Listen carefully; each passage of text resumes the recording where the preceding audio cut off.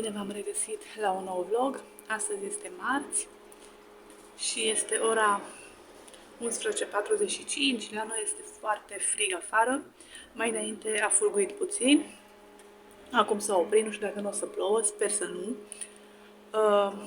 Eu am pus o tură de rufe la spălat, că mâine este Sfântul Nicolae și nu o să mai pun la spălat categoric. Și după ce vine Nati de la școală, vreau să merg cu ea până în Petco sau până la magazinul chinezesc ca să iau un purificator de aer, dacă găsesc. Și e o groază să ies afară, că e foarte rece. Eu sunt în bluză de pijama, din asta pufoasă, pentru că, nu știu, toată ziua mi-a fost rece astăzi. Și mi-am prins așa părul aici într-o coadă. Trebuie să mai dau cu aspiratorul, să întind rufele și cam atât.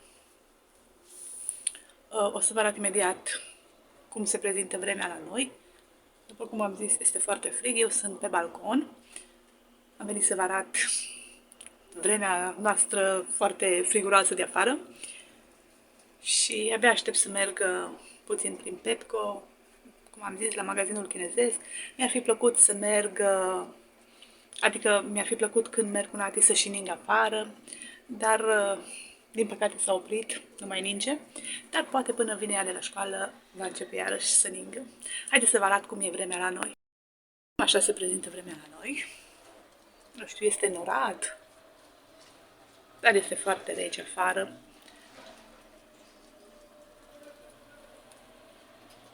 Și multă gălăgie în cartier la noi.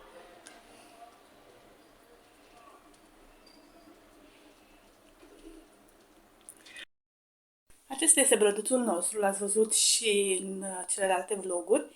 Din păcate, nu am putut să-mi iau unul alb, cum...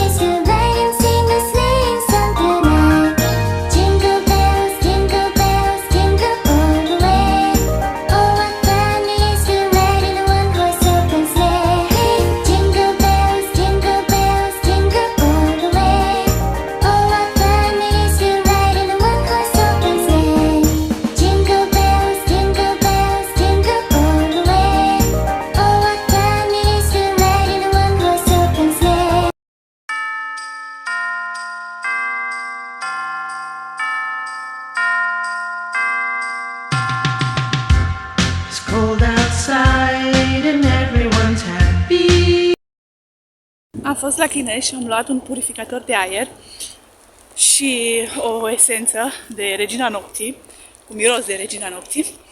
Am fost și la Petco, dar acolo nu am găsit și o să vi-l arătăm acasă. Sunt aici cu Nati. Bună!